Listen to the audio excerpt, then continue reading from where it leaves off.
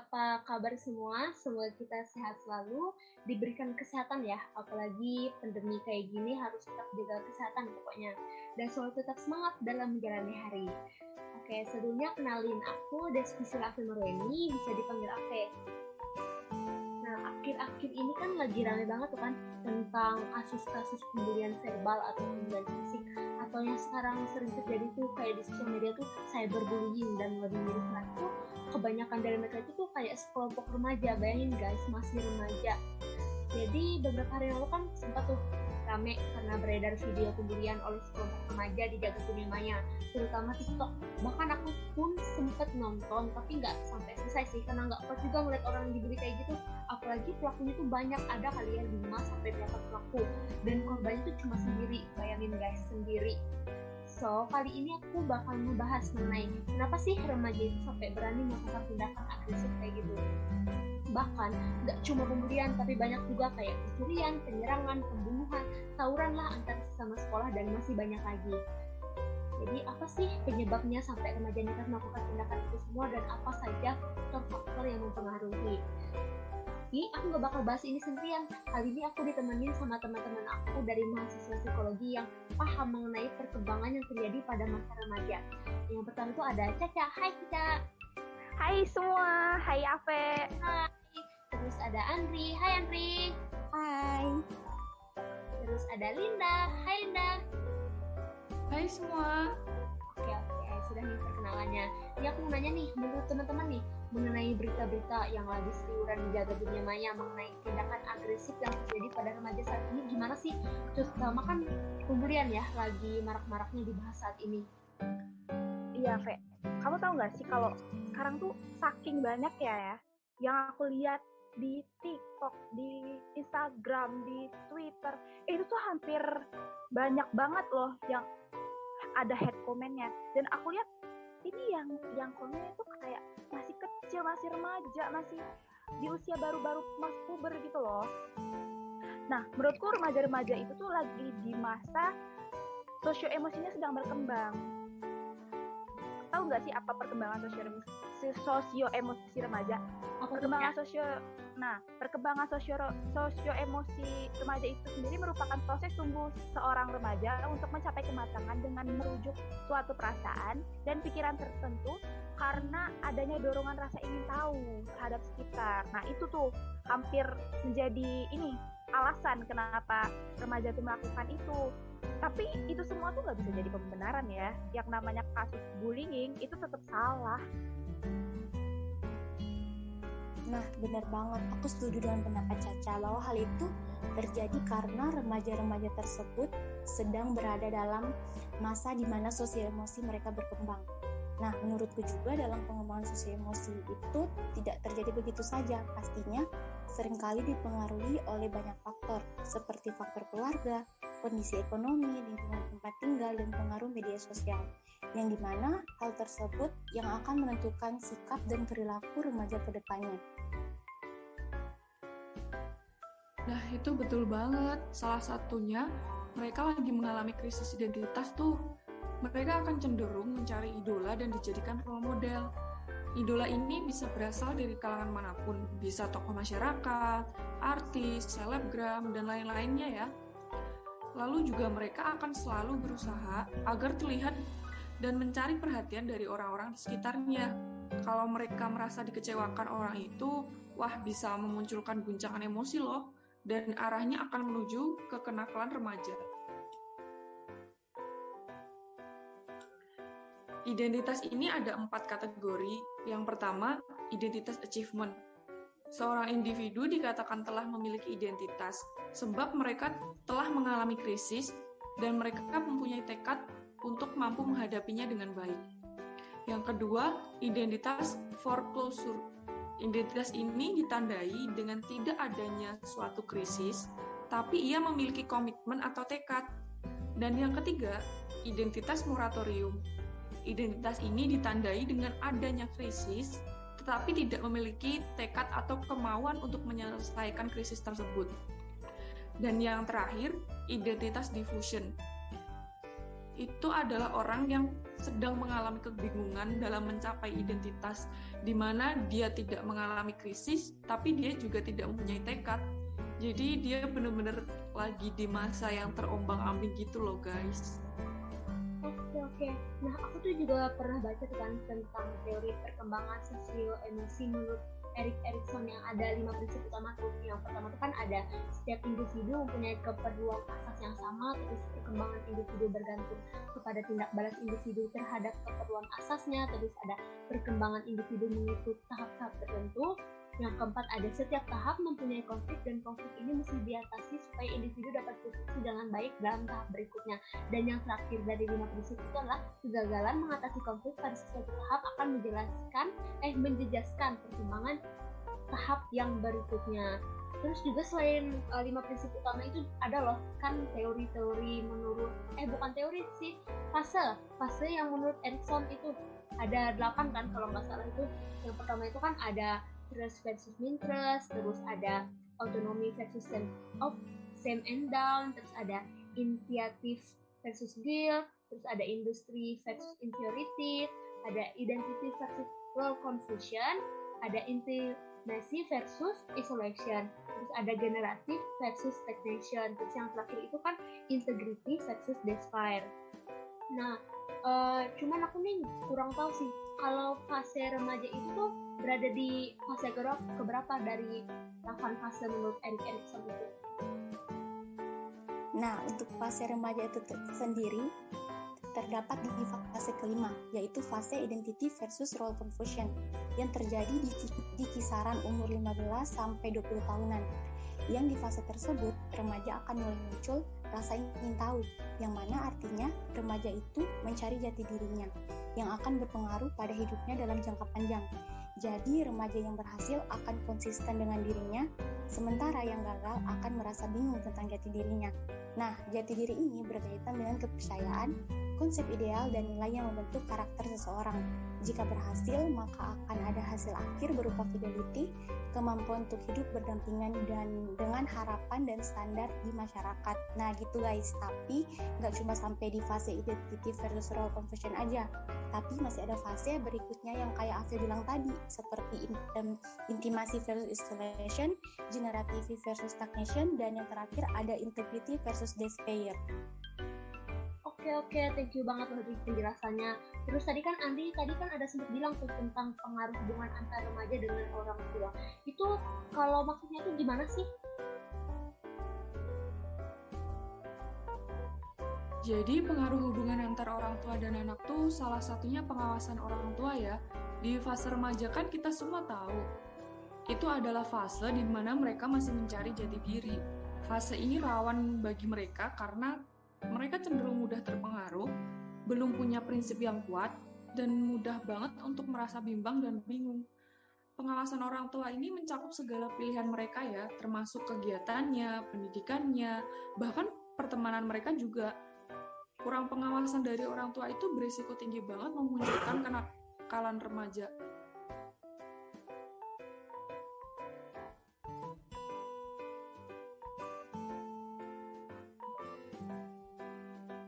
Nah, pada permulaan remaja, rata-rata individu tidak memiliki pengetahuan untuk membuat keputusan yang tepat atau matang di semua bidang kehidupan.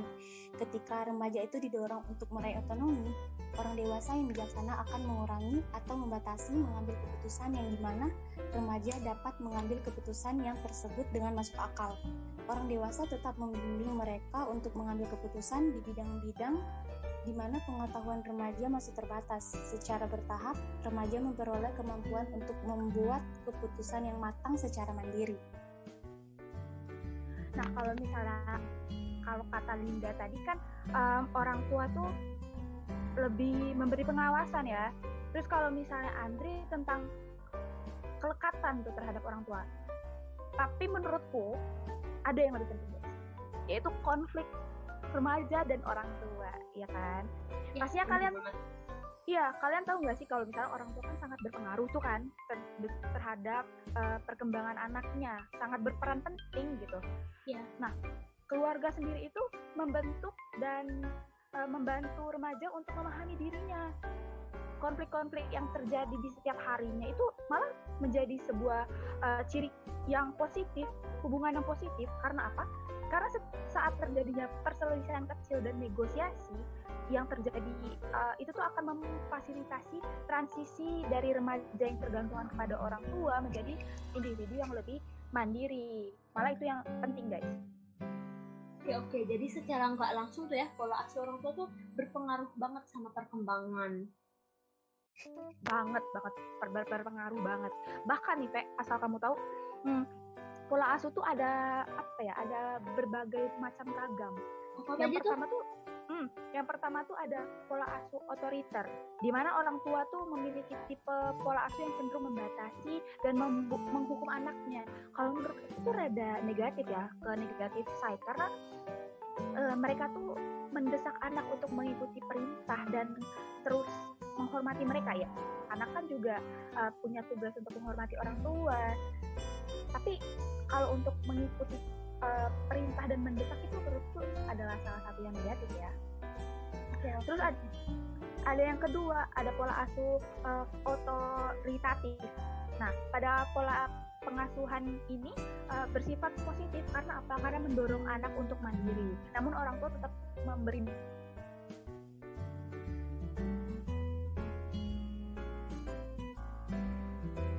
untuk memilih atau melakukan sesuatu tindakan, serta pendekatan dilakukan orang tua ke anaknya bersifat juga hangat. Jadi menurutku itu positif ya. Terus yang ketiga ada neglectful, pola asuhnya itu cenderung cuek ya. Yang sering orang tua lakukan itu karena apa? Karena terlalu sibuk, guys. Jadi dia cuek gitu terhadap anaknya dan cenderung abai. Nah, yang terakhir itu ada pola asuh permisif. Nah, di mana orang tua dalam pola pengasuhan ini tidak pernah berperan dalam kehidupan anaknya. Jadi anak diberikan kebebasan melakukan apapun tanpa pengawasan dari mereka. Orang tua jenis ini tuh cenderung tidak menegur dan memperingati, sedikit sekali bimbingan, hingga seringkali pola ini disukai anak. Namun menurutku ini kurang baik karena anak tidak diarahkan gitu. Jadi anak cenderung berpikir sendiri dengan apa yang dia inginkan. Begitu, Pe.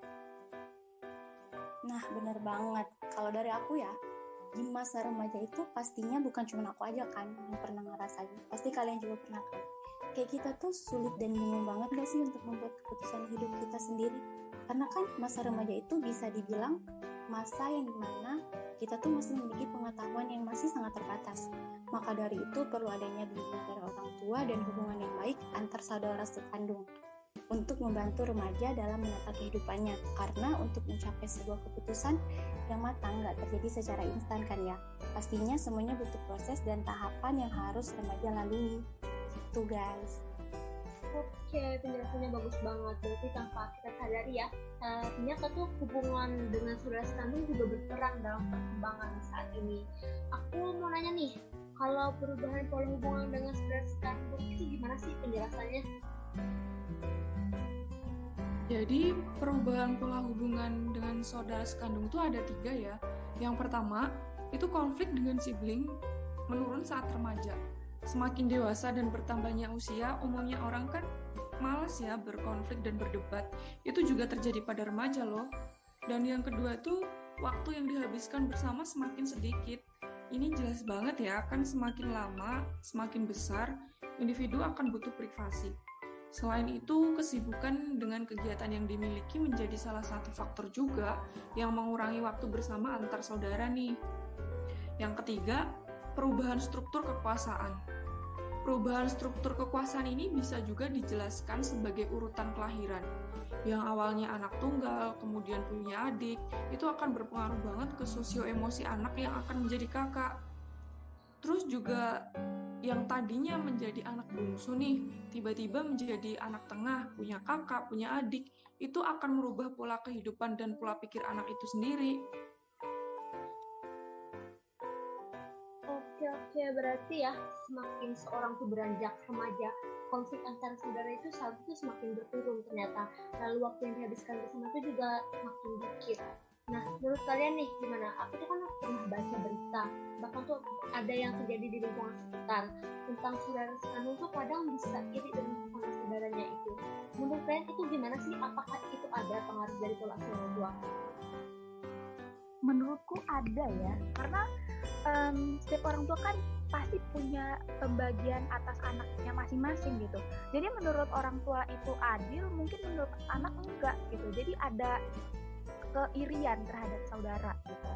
Nah, menurutku sendiri itu seperti misalnya kakak yang dapat jatah lebih banyak daripada adiknya, atau adiknya yang dapat kasih sayang lebih banyak dari ibunya, dari orang tuanya karena masih terlalu kecil. Jadi itu bakal menjadi sebuah keirian terhadap saudara kandung gitu, teman-teman.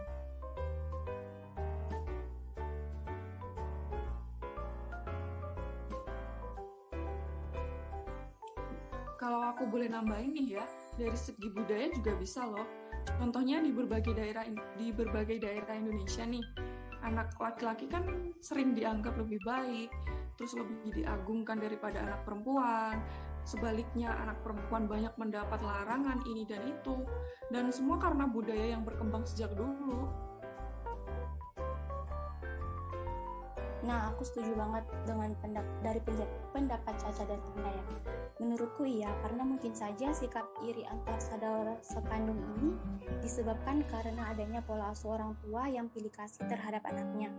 Aku tuh sering banget yang ngeliat di sekitaran, di lingkungan aku tuh masih banyak banget orang tua yang salah dalam mengasuh anak. Masih banyak orang tua yang membanding-bandingkan anak satu dengan anak yang lainnya, yang seolah-olah memperlihatkan bahwa mereka memiliki anak yang diistimewakan. Padahal kan setiap manusia ataupun anak itu memiliki kemampuan dan potensi yang berbeda-beda. Hanya saja bagaimana kita sebagai orang tua dapat menghargai sekecil apapun perbuatan yang dilakukan anak selagi itu bernilai positif kan. Menurutku, jika pola asuh seperti ini masih sering diterapkan dalam sebuah keluarga, pastinya ini bisa menjadi peluang yang besar untuk munculnya sikap iri. Karena jelas aja kan mengapa sikap iri itu muncul, karena anak merasa bahwa dirinya tidak diberi perlakuan yang adil oleh orang tuanya. Gitu guys. Wah, penjelasannya bagus banget nih. Terus kan guys, menurut kalian tuh apa ya kira-kira lagi yang mempengaruhi perkembangan sosial emosi pada remaja? Salah satunya keluarga yang berubah di masyarakat yang berubah ya. Seperti kita tahu, keluarga itu ibarat inti dan fondasi dalam membentuk anak. Setelah itu bisa dikuatkan, tapi bisa juga dilemahkan oleh faktor lingkungan. Perubahan keluarga yang pertama itu contohnya hubungan kedua orang tua. Kita nggak bisa menyamakan gitu aja kan, anak dalam keluarga yang harmonis dan suportif dengan anak di keluarga yang broken home. Pasti beda dong ya. Dan yang kedua, orang tua yang bekerja. Ini mencakup ibu yang bekerja. Seperti kita tahu, stereotip ibu kan orang yang mendidik anak, yang merawat anak. Jika ibu bekerja, otomatis pengawasan, kasih sayang, dan cinta kepada anak kan pasti akan berkurang. Yang kedua itu relocation, di mana orang tua karena tuntutan pekerjaan akan berpindah-pindah ke daerah satu, daerah lainnya, dan itu membuat anak akan harus beradaptasi lagi dan lagi dengan lingkungan yang baru. Dan yang ketiga, unemployment. Ini keadaan di mana orang tua itu tidak bekerja sama sekali atau sedang mencari pekerjaan. Sehingga apa yang dibutuhkan oleh anak, apa yang harusnya menjadi hak anak itu tidak terpenuhi secara layak. Nah, kalau aku boleh nambahin, budaya tuh juga berpengaruh ya, teman-teman. Kayak setiap anak tuh memiliki cara untuk berinteraksi kepada dunianya tuh punya cara tersendiri lah gitu. Seperti misalnya kayak di Eropa Barat atau di Amerika Utara, anak-anak tuh sering mendeskripsikan dirinya secara spesifik, seperti saya pinter atau saya tidak bisa gambar loh, kayak gitu. Tapi kalau misalnya di negara-negara Asia atau Afrika, Eropa Selatan atau Amerika Selatan, anak tuh menggambarkan diri mereka lebih sering di sekitar hubungan mereka dengan orang lain gitu guys. Jadi sesuai sama lingkungan dan budaya sekitarnya gitu. Oke, banyak banget ya ternyata pembahasan tentang sosial emosi remaja ini. Terus juga ada faktor-faktornya juga ya, ternyata ada faktor internal atau eksternalnya. Kalau dari faktor internal itu kan kayak kepribadian, terus kondisi fisik, terus status dan peranannya di masyarakat. Terus kalau faktor dari eksternal dari yang kenakalan remaja itu kayak lingkungan keluarga, kondisi lingkungan keluarga, terus ada kontak sosial dari lembaga masyarakat kurang baik atau itu kurang efektif, terus ada kondisi geografis atau kondisi alam fisiknya, terus juga ada faktor kesenjangan ekonomi dan disintegrasi politik, dan yang terakhir itu ada perubahan sosial yang begitu cepat. Tanpa kita sadarin ya, Fe, kalau kita tuh sebenarnya juga berfokus kepada pola asuh orang tua ya kan, karena itu penting banget terhadap perkembangan anaknya. Jadi sebenarnya mungkin kebanyakan pola asuh mereka tuh mungkin kurang tepat ya guys. Jadi mungkin ada saran kali ya untuk para orang tua agar anaknya juga bisa berkembang dengan baik dan pengasuhannya baik pada anak. Contohnya tuh memberi pujian atas usaha yang sudah dilakukan oleh anak. Itu simple ya guys sebenarnya. Cuman dapat membangun kepercayaan diri kepada anaknya sendiri. Jadi apresiasi gitu apa yang sudah dia lakukan sebenarnya. Terus ada hindari anak dari trauma fisik dan psikis. Jadi marah yang berlebih itu akan meninggalkan trauma kepada anak. Dan kalau misalnya udah marah kayak gitu kan kadang kurang kekontrol ya orang tua ya. Jadi harusnya marah masih di batas yang wajar gitu. Nggak masalah sebenarnya marah, karena kayak untuk pembelajaran ya untuk anaknya. Terus juga yang ketiga ada penuh kasih sayang. Jadi setelah udah dapat dukungan tuh kan, udah dapat pujian dan udah nggak marah-marah tuh, tambahkan penuh kasih sayang itu. Jadi anak akan bersifat lebih positif gitu karena dapat kasih sayang yang penuh dari orang tuanya. Terus yang keempat nih pasti nge-relate sama teman-teman semua karena tidak membandingkan teman-teman. Jadi bener ya banget. Kan? Jadi di Indonesia sendiri, apalagi tetangga saya, itu kan banyak sekali ya pembandingan seperti lihat tuh anak Paseto, misalnya kayak gitu. Jadi apresiasi guys, balik lagi sama apa yang dilakukan anak, karena anak tuh punya keunikannya masing-masing dan kelebihannya masing-masing gitu. Jadi nggak perlu lah bandingin kalau menurutku.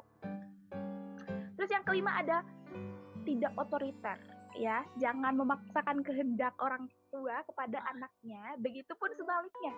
Orang tua harus menjadi fasilitator yang dapat mengembangkan bakat anak. Benar banget. Yang keenam ada memberikan tanggung jawab. Jadi mengajarkan tanggung jawab tuh sejak dini biar anaknya tuh peduli gitu terhadap sekitar dan punya tanggung jawab yang tinggi gitu. Terus yang ketujuh ada penuhi kebutuhan gizi. Ini pasti penting banget untuk perkembangan anak dan kecerdasannya juga.